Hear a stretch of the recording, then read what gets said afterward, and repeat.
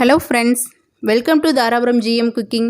இன்றைக்கி இனிப்பு கொழுக்கட்டை அல்லது பூரண கொழுக்கட்டை எப்படி செய்கிறதுன்னு பார்க்கலாங்க. விநாயகர் சதுர்த்தி பக்கத்தில் வந்துருச்சு இல்லைங்களா, அதுக்கு தான் நம்ம இன்றைக்கி செய்ய போகிறோம்.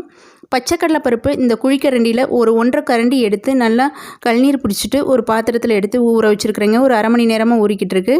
அதை நான் குக்கரில் சேர்த்து ஒரு 4லிருந்து 5 விசில் வந்து மீடியம் ஃப்ளேம்லேயும் ஒரு 2 விசில் சிம்லேயும் வச்சு எடுத்துக்க போகிறேங்க. அப்போ தான் வந்து பருப்பு நல்லா வெந்திருக்கும். நம்ம மூடி போட்டு க்ளோஸ் பண்ணி அடுப்பில் வச்சிடலாம். அடுத்து நம்ம வந்து மாவு ரெடி பண்ணிடலாங்க. மேல் மாவு அதுக்கு இந்த டம்ளரில் 1 டம்ளர் பச்சரிசி மாவு நான் கடையில் வாங்கினது தான் எடுத்திருக்கேன். நீங்கள் வீட்டில் இருந்துச்சுன்னா நீங்கள் அதை கூட யூஸ் பண்ணிக்கலாம். 1 டம்ளர் அரிசி மாவுக்கு 1.25 டம்ளர் தண்ணி எடுத்துருக்கிறேன். தண்ணி கொதிக்கிட்டும். தண்ணி கொதிக்கும் போதே நம்ம நெய் கொஞ்சம் உப்பு கொஞ்சம் சேர்த்திக்கலாங்க. நெய் எதுக்காகன்னு பார்த்தீங்கன்னா, மாவு வந்து நம்ம பிசையும் போது கையில் ஒட்டாமல் இருக்கும், வாசனையாக இருக்கும், டேஸ்ட்டு கொடுக்கும். உப்பும் அதே மாதிரி தான். மேல் மாவு அப்படிங்கிறதுனால நம்ம சாப்பிடும்போது டேஸ்ட்டு கொடுக்கணும் இல்லைங்களா, கொழுக்கட்டை சாப்பிடும்போது அதுக்காக. அதோட நம்ம எடுத்து வச்சுருந்த பச்சரிசி மாவை சேர்த்திக்கலாம்.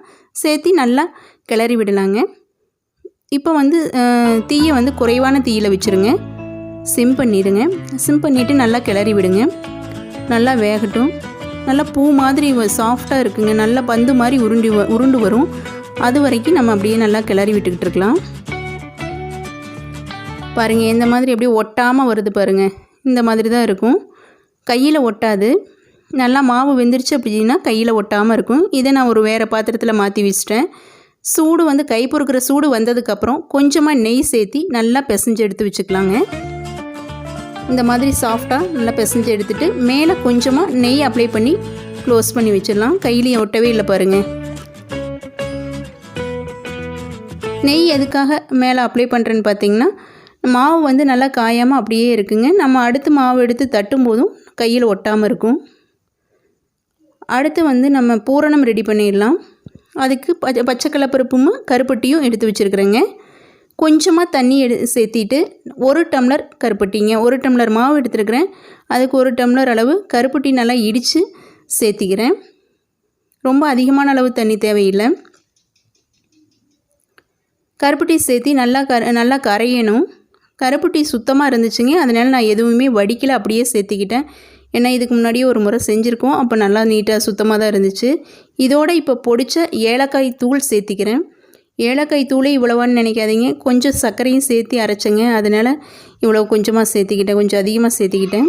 இதோட 3/4 டம்ளர் அளவு, எந்த டம்ளரில் வந்து மாவு எடுத்தனோ அதே டம்ளரில் 3/4 டம்ளர் தேங்காய் பூ, அதோட வேக வச்ச பச்சைக்கடலை பருப்பு 2ஐயும் சேர்த்திட்டேன். நல்லா கிளறி விடலாம்.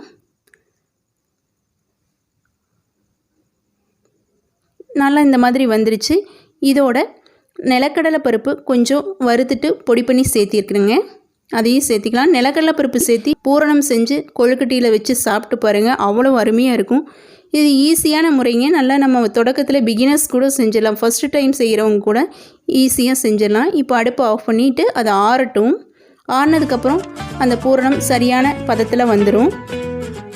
நீங்கள் வந்து ரொம்ப நேரம் தேங்காய் சேர்த்ததுக்கப்புறம் போட்டு அதை கலந்துக்கிட்டு இருக்கக்கூடாது. நீங்கள் கருப்பட்டி சேர்த்து செஞ்சு பாருங்கள், டேஸ்ட்டும் அருமையாக இருக்கும், சத்தானது. இப்போது நம்ம கொழுக்கட்டை தட்டிடலாங்க. அதுக்கு நான் வாழை இலை எடுத்துருக்கிறேன். நீங்கள் இல்லை அப்படின்னா பாலித்தீன் கவர் அல்லது பால் பாக்கெட் இது வாங்கியிருந்தீங்கன்னா அதோட கவர் எடுத்துக்கலாம். இல்லை அப்படின்னா நீங்கள் மோல்டு வச்சுருந்தீங்கன்னா அதையும் பயன்படுத்திக்கலாம். நான் மோல்டு பயன்படுத்தலைங்க, எங்கிட்ட இல்லை. அதனால் நான் வாழை இலையை தான் பயன்படுத்தியிருக்கிறேன். அடியில் ஒரு வாழை இலை வச்சுட்டு அதுக்கு மேலே இந்த மாதிரி குட்டியாக ஒரு உருண்டை பிடிச்சி அதுக்கு மேலே இந்த மாதிரி ஒரு வாழை இலை வச்சுருங்க. வச்சுட்டு அடிப்பகுதி வந்து இந்த மாதிரி ஃப்ளாட்டாக இருக்கிற மாதிரி, சர்க்கிள் ஷேப்பில் இருக்கிற மாதிரி ஒரு பாத்திரத்தை எடுத்துக்கோங்க. ஒரு டம்ளரோ அல்லது இந்த மாதிரி ஒரு சம்படத்தையோ எடுத்துகிட்டு இந்த மாதிரி அழுத்தி கொடுங்க. நல்லா ஈவனாக எல்லா பக்கம் ஸ்ப்ரெட் ஆகிறதுக்கு தான் இந்த மாதிரி பண்ணுறது. அல்லது கையிலேயே நீங்கள் நல்லா நீட்டாக தட்டிடுவீங்க அப்படின்னா கையில் வச்சு கூட நீங்கள் தட்டிக்கலாம். நான் வந்து இந்த மாதிரி ஒரு பாத்திரத்தை வச்சு அழுத்தம் கொடுத்துக்கிட்டேன். பாருங்கள், இந்த மாதிரி வந்திருக்கு நல்லா சாஃப்டாக. அதில் பூரணம் நம்ம ரெடி பண்ணி வச்சுருந்தோம் இல்லைங்களா, அதை எடுத்து வச்சிடலாம். பூரணம் அதே பதத்தில் கரெக்டாக இறக்கல அப்படின்னா ரொம்ப கெட்டி ஆயிருங்க. அதனால தான் கொஞ்சம் நேரத்துலேயே இறக்கிடணும். கருப்பட்டியோட தேங்காய் சேர்த்தி கொஞ்சம் நேரத்துலேயே சுண்டுனோடனே இறக்கிடணும். இந்த மாதிரி ஃபோல்டு பண்ணிட வேண்டியதாங்க, வேறு எதுவுமே இல்லை. ஈஸி தான். இந்த கார்னரெல்லாம் வந்து நம்ம பூரணம் வெளியே வராத மாதிரி அழுத்தம் கொடுத்துக்குங்க. கையில் இது ஒட்டுற மாதிரி இருந்ததுன்னா லைட்டாக நெய் தொட்டுட்டு நீங்கள் அதை அழுத்தம் கொடுத்துக்குங்க அந்த கார்னரில் மட்டும்.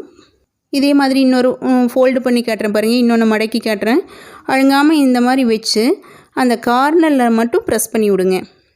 நான் லைட்டாக வந்து எண்ணெய் தொட்டுக்கிட்டேன், லேசாக ஒட்டுற மாதிரி இருந்துச்சு.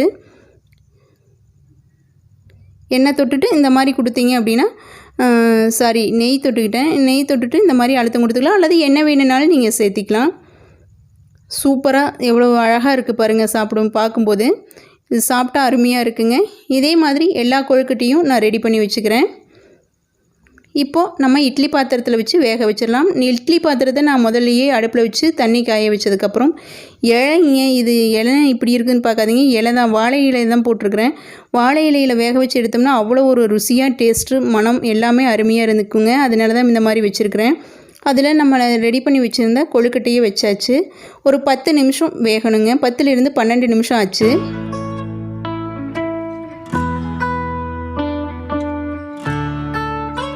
இப்போ பாருங்கள், கொழுக்கட்டை ரெடி ஆயிடுச்சு.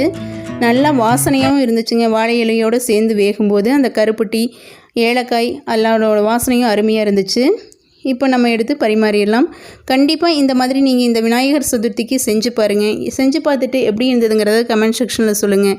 உங்களுக்கு இந்த வீடியோ பயனுள்ளதுன்னு நினச்சிங்கன்னா ஒரு லைக் கொடுத்துட்டு நம்ம சேனலை மறக்காமல் சப்ஸ்கிரைப் பண்ணிவிட்டு 10 பேர்த்துக்கு ஷேர் பண்ணுங்கள். தேங்க்யூ ஃபார் வாட்சிங்.